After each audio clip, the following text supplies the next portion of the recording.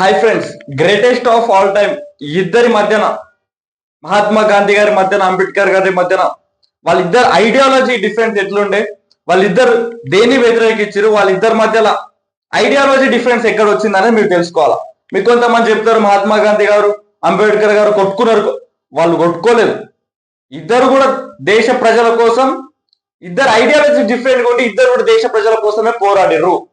So ఇప్పుడు topic మనం మాట్లాడితే, చిన్నప్పటి నుంచి దళితులు ఎలాంటి అన్యాయాలు ఉంటాయో, దళితులు ఎలాంటి అన్యాయాలను ఫేస్ చేసిరో తెలుసుకుంటూ పెరిగిన అంబేద్కర్ గారు అండ్ ఒక పెద్ద కుటుంబంలో పుట్టిన మహాత్మా గాంధీ గారు ఇద్దరు కూడా ఒక వెల్ ఎడ్యుకేటెడ్ పర్సన్స్. వాళ్ళిద్దరు కూడా విదేశాలలో చదువుకొని లా చేసి అన్ని చేసి ఇండియాకి వచ్చిన తర్వాత వాళ్ళిద్దరు ఐడియాలజీ డిఫరెంట్ అవడం మారింది. ఎందుకంటే చిన్నప్పటి నుంచి అంబేద్కర్ గారు పెరిగిన విధానం వేరే, మహాత్మా గాంధీ గారు పెరిగిన విధానం వేరే. వాళ్ళిద్దరు ఐడియాలజీ సేమ్ గా ఉండవు. అంబేద్కర్ గారు ఎలాంటి వ్యక్తి అంటే, దళితులకు అన్యాయం జరిగింది, దళితులకు జరిగిన అన్యాయం ప్రశ్నించే వ్యక్తి అంబేద్కర్ గారు. మహాత్మా గాంధీ గారు ఎలాంటి వ్యక్తి అంటే, తను పాటించిన వైలెన్స్ ని కూడా మన పురాణాల నుంచి, నాన్ వైలెన్స్ ని కూడా మన పురాణాల నుంచి, అవిట్లో నుంచి తీసుకొచ్చి ఒక ప్యూర్ కల్ట్ హిందూ పర్సన్ మన మహాత్మా గాంధీ గారు. సో వీళ్ళిద్దరి మధ్య ఐడియాలజీ ఎక్కడ వచ్చింది, డిఫరెంట్ ఐడియాలజీ ఎక్కడ వచ్చిందంటే, అప్పట్లో బ్రిటిష్ ప్రభుత్వం ఎవరైతే వాళ్ళని రిప్రజెంట్ చేద్దాం అనుకుంటారో, ఒక కులానికి, ఒక మతానికో, లేదంటే ఒక ప్రాంతానికి ఎవరైతే రిప్రజెంట్ చేద్దాం అనుకుంటారో వాళ్ళని ఎన్నుకునే విధానాల్లో స్పెషల్ ఎలక్టోరేట్స్ ఇచ్చేసింది. ఎలక్టోరేట్స్ అంటే, ఇప్పుడు ఫర్ ఎగ్జాంపుల్ ముస్లిమ్స్ ఉన్నారనుకోండి, ఆ ప్రాంతం ముస్లింకి ఎలక్టోరేట్ కింద మనం ఇచ్చినాం అనుకోండి, ఆ ప్రాంతంలో వాళ్ళ సైడ్ నుంచి ముస్లిం క్యాండిడేట్ మాత్రమే ఉంటాడు. ముస్లిం క్యాండిడేట్ ఓటేస్తారు అండ్ ముస్లిం క్యాండిడేట్ వాళ్ళ సైడ్ నుంచి రిప్రజెంట్ చేస్తారు.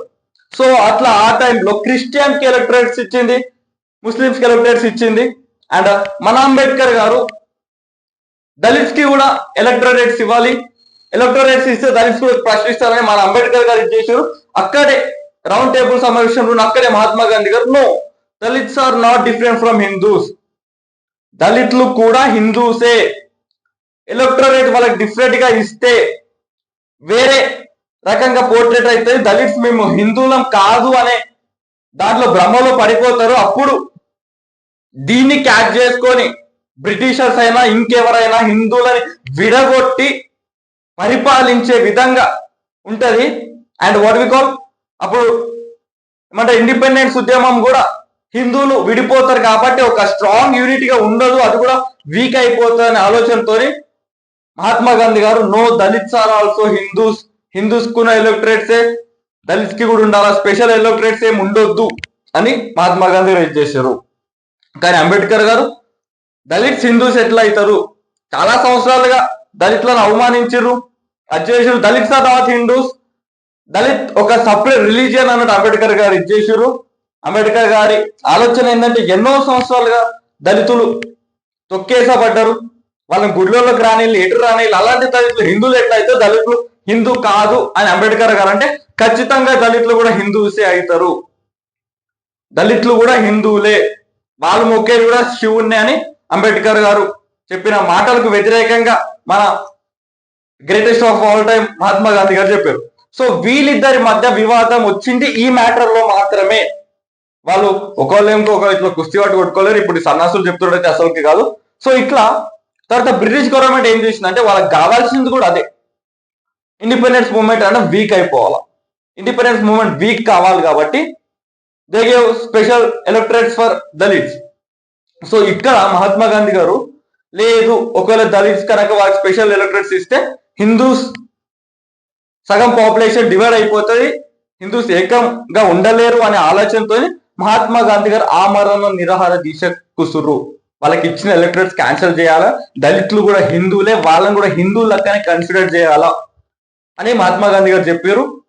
సో లేటర్ ఆలోచించిన మన అంబేద్కర్ గారు, ఒకవేళ మహాత్మా గాంధీ గారి ఇప్పుడు గనక ఏమన్నా అయితే ఆ నింద తరతరాల దళితుల పైన పడుతుంది, అయినా పైన పడుతుంది అని ఆలోచించుకున్న అంబేద్కర్ గారు పూనం యాక్ట్, అంటే అప్పట్లో పూనాలో జరిగిన ఒక అగ్రిమెంట్ ప్రకారం ఆ ఎలక్టరేట్స్ రిటర్న్ తీసుకున్న అంబేద్కర్ గారు అక్కట్లో ఆ దళితులకు ఎలక్టోరల్ రిటర్న్ తీసుకున్నందుకు మరి పెనాల్టీ లెక్క మహాత్మా గాంధీ గారు ఏదో ఒకటి ఇవ్వాలి కాబట్టి మహాత్మా గాంధీ గారు పూనం యాక్ట్ అగ్రిమెంట్ చేశారు. ఇప్పుడు కూడా మనం అదే ఫాలో అవుతున్నాం.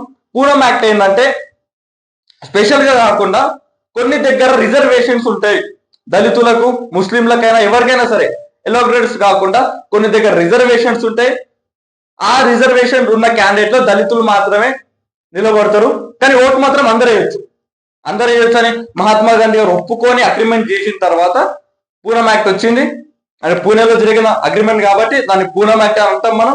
సో దాని తర్వాత ఇప్పుడు మనం అదే ఫాలో అవుతున్నాం. మహాత్మా గాంధీ గారు అంబేద్కర్ గారితో ఆ రోజు చేసుకున్న అగ్రిమెంట్ ప్రకారం దళితులకు కొన్ని రిజర్వ్ స్థానాలు ఉంటాయి, ముస్లింలకు కూడా కొన్ని రిజర్వ్ స్థానాలు ఉంటాయి. సో అంబేద్కర్ గారు దాని తర్వాత చెప్పింది ఏంటంటే వారు నిరంతరం హిందూ మతత్వాన్ని సనాతన ధర్మాన్ని వ్యతిరేకించే వ్యక్తి మన అంబేద్కర్ గారు. ఎందుకంటే ఆయన పెరిగిన విధానం అలాంటిది. ఆయన చదువుకునేటప్పుడు ఆయన నీళ్ళు తాగాలన్నా పైనుంచి పోసేటోళ్ళు. సో అలా పెరిగిన అంబేద్కర్ గారు తన చిన్నప్పటి నుంచే హిందూ ధర్మాన్ని సనాతన ధర్మాన్ని వ్యతిరేకిస్తూ వచ్చారు. ఆయనకు తగ్గట్టే అక్కడ ఉన్న ప్రజలు కూడా ఆయన ఐడియాలజీకి తగ్గట్టే వాళ్ళు కూడా అంతే బిహేవ్ చేసారు. వీళ్ళకు స్కూల్లో ఒక మూల కూర్చోబెట్టడం, లేదంటే వాళ్ళకి నీళ్ళు తాగాలన్నా పైనుంచి పోయడం, అంటారని తనలుగా వాళ్ళు ఆ సైడ్ నుంచి వెళ్తే వాళ్ళ బ్యాగ్ కూడా అక్కడ పెట్టుకోకపోవడం, అలాంటి పనులు చేశారు. కాబట్టి అంబేద్కర్ గారు ఆలోచన ఉంది. వాళ్ళు తర్వాత అంబేద్కర్ గారు ఒక బిగ్ బిగ్ బిగ్ స్టేట్మెంట్ ఇచ్చేసారు, ఒకవేళ నేను చస్తే హిందూగా మతం చావను అని అంబేద్కర్ గారు చెప్పారు. దాని తర్వాత మహాత్మా గాంధీ గారు దళితుల్ని పెళ్లి చేసుకోనని అన్ని క్యాస్ట్ వాళ్ళకి ఎంకరేజ్ చేసారు. తన ఆశ్రమంలో ఉన్న వాళ్ళకు కూడా తన ఆశ్రమంలో పెళ్లి చేయాలంటే వన్ ఆఫ్ ఇద్దరు కపుల్స్ లో ఒకళ్ళు ఖచ్చితంగా దళిత అయి ఉండాలని ఇది చేసారు. దళితులతో కలిసి బోధించడం అవన్నీ చేసిన తర్వాత వాళ్ళిద్దరి మధ్యలో మాత్రం ఆ గొడవ అయితే తగ్గలేదు. అంబేద్కర్ గారి విధానం, అంబేద్కర్ గారి దళితులు ఎప్పటికీ హిందువులు కాదని అంబేద్కర్ గారు, దళితులు ఖచ్చితంగా హిందువులని మహాత్మా గాంధీ గారు. ఇంతే వీళ్ళిద్దరి మధ్యలో ఉన్న ఐడియాలజీ ఇంతే. ఇప్పుడున్న కొంతమంది రాజకీయ నాయకులు వీళ్ళిద్దరి మధ్య వాళ్ళిద్దరి మధ్య ఉన్న ఐడియాలజీ, ఇద్దరు ఐడియాలజీస్ కూడా కరెక్ట్, ఎవరి ఆలోచనల విధంగా వాళ్ళకి ఇద్దరు ఐడియాలజీస్ కూడా భారతదేశ ప్రజలకు, భారతదేశ దళితులకు ఉపయోగపడే విధంగానే ఆ రోజు మహాత్మా గాంధీ గారు దళితులు కూడా హిందూ అని కొట్లాడారు. కాబట్టే ఈరోజు దళితులకు ఈక్వాలిటీ ఉంది, హిందుత్వం సమానంగా ప్రతి గుడిలోకి వెళ్ళగలుగుతుర్రు, ప్రతి దేవుణ్ణి మొక్కగలుగుతుర్రు. లేదంటే ఆ రోజు దళితులు హిందూ నుంచి బయటికి వెళ్ళిపోతున్నారు, దళితులు ఎవరు అన్నట్టు చూస్తుండే హిందువులు. ఇప్పుడు ఆ రోజు పూనం యాక్ట్ చేసుకుర్రు అంబేద్కర్ గారు కాబట్టే ఈ రోజు దళితులకు ఈక్వాలిటీ ఉంది, దళితులకు జాబ్స్ వస్తున్నాయి, దళితులు రాజకీయ నాయకులు అవుతుర్రు. లేదంటే దళితులు అంతే ఉంటుండే. సో ఇద్దరు నాయకులు చేసింది కూడా కరెక్టే, ఇద్దరు నాయకులు ఐడియాలజీ కూడా కరెక్టే.